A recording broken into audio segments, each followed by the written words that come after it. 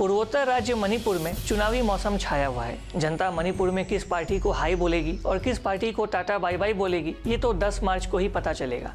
लेकिन क्या मणिपुर के मौजूदा मुख्यमंत्री एन बीरेन सिंह एक बार फिर से मणिपुर की बागडोर को संभालेंगे या फिर कोई नया चेहरा इस बार मणिपुर के गद्दी को संभालेगा?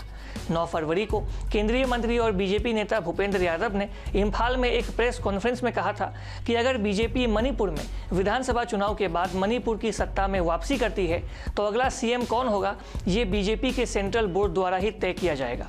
इस बयान से अटकलें लगाई जा रही है कि बीजेपी की सेंट्रल लीडरशिप मणिपुर में वही दोहरा सकती है जो उसने पिछले साल पड़ोसी राज्य असम में किया था। असम में चुनाव के दौरान बीजेपी ने सीएम पद के उम्मीदवार का नाम का ऐलान नहीं किया था, भले ही उस समय बीजेपी के पास एक मौजूदा मुख्यमंत्री यानी कि सर्बानंद सोनोवाल थे। मगर असम के विधानसभा चुनावों में बीजेपी के जीत के बाद सोनोवाल की जगह हिमंत बिस्वा शर्मा ने ले ली, जिनके मुख्यमंत्री बनने की इच्छा किसी से नहीं छुपी हुई थी। अब मणिपुर में भी बीजेपी ने एन बीरेन सिंह को मुख्यमंत्री पद का उम्मीदवार नहीं बनाया है। मौजूदा परिस्थितियों में बीरेन सिंह के अलावा बीजेपी में सीएम की कुर्सी के लिए कम से कम 2 और उम्मीदवार रेस में हैं। ये हैं गोविंद दास कैंथोजम और थोंगम बिस्वजीत सिंह। गोविंद दास वो हैं जो कि पहले मणिपुर कांग्रेस के प्रदेश अध्यक्ष थे और वो अगस्त 2021 में बीजेपी में शामिल हुए थे। यहाँ दिलचस्प बात यह है कि कांग्रेस के पूर्व नेता और कभी इबोबी सिंह के संकट मोचक रहे मौजूदा मणिपुर के मुख्यमंत्री बीरेन सिंह भी अक्टूबर 2016 में इबोबी सिंह के साथ विवाद होने के चलते वो भाजपा में शामिल हो गए थे।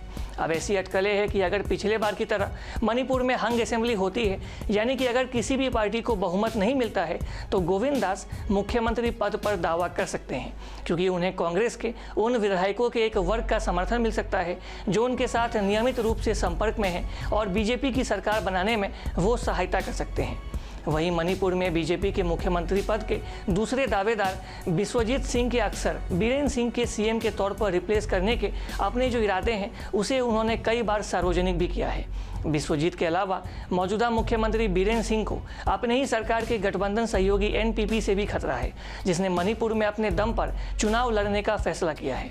एनपीपी के प्रदेश नेता युमनाम जॉयकुमार सिंह, जो मणिपुर के उप मुख्यमंत्री भी रह चुके हैं, वो मुख्यमंत्री एन बीरेन सिंह के कड़े आलोचक भी रह चुके हैं। मणिपुर के मौजूदा मुख्यमंत्री एन बीरेन सिंह के लिए मुख्यमंत्री बनना और बीते 5 वर्षों में उनका सफर बिल्कुल भी आसान नहीं रहा है। मार्च 2017 में कांग्रेस पार्टी मणिपुर की 60 मेंबर्स वाली विधानसभा में 28 विधायकों के साथ सबसे बड़ी पार्टी के रूप में उभरी थी, जबकि भाजपा के पास 21 विधायक थे। हालांकि राज्य की राज्यपाल नजमा हेपतुल्ला ने भाजपा को अगली सरकार बनाने के लिए उस समय आमंत्रित किया था।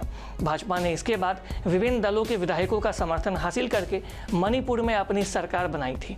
इनमें एनपीएफ के 4, एनपीपी के 4, टीएमसी से 1, लोक जनशक्ति पार्टी से 1 और एक निर्दलीय विधायक भी शामिल थे, जिसके समर्थन से बीजेपी ने पिछली बार मणिपुर में सरकार बनाई थी।